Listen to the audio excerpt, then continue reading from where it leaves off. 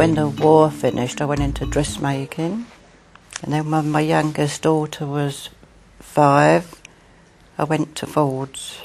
That was so I was 36.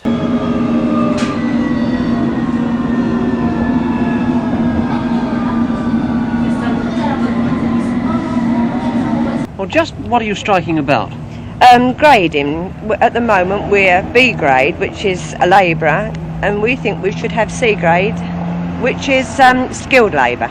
You don't regard yourself as unskilled labour? No, we have to have a test to come into Ford's, so therefore we must be skilled labour, mustn't we?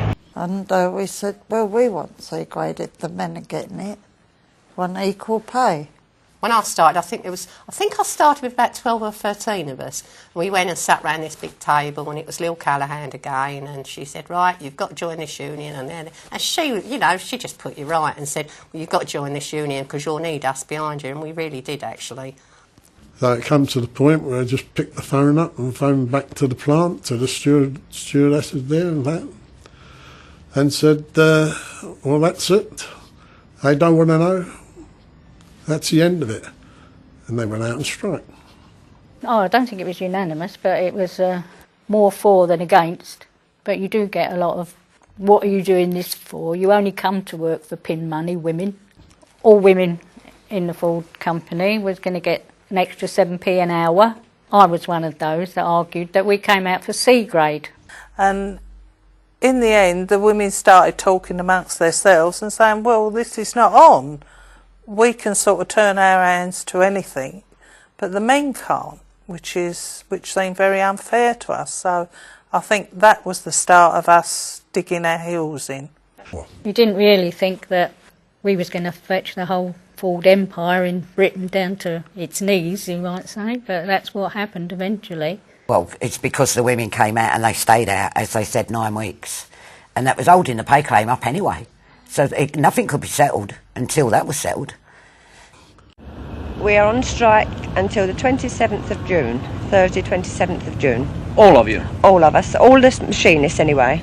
So yes. No car seat covers for Fords? No, not from us anyway. I think we really shocked the management, because I think they all sat back thinking, the management just sat back and thought, oh, they're going to walk in from there, they're going to walk back from the canteen and they're going to start work. And they were so shocked. We had managers trying to get our work out the back fences to get it down the PTA. They had trainloads coming from Genk, but the men wouldn't do it down there. Given their due, they did stand by us. Yeah, even the postman with the mail. That was when we first went out. And he said, what are you all doing out here? So we said, well, we've come out on strike. Right-o, girls. And he turned around and went. How far are you prepared to go in striking to insist on being skilled labour? Well, as far as we can. How long are you prepared to stay out on strike? A year. After things started up again about equal pay and things like that, that's when you realise that maybe you started something quite big.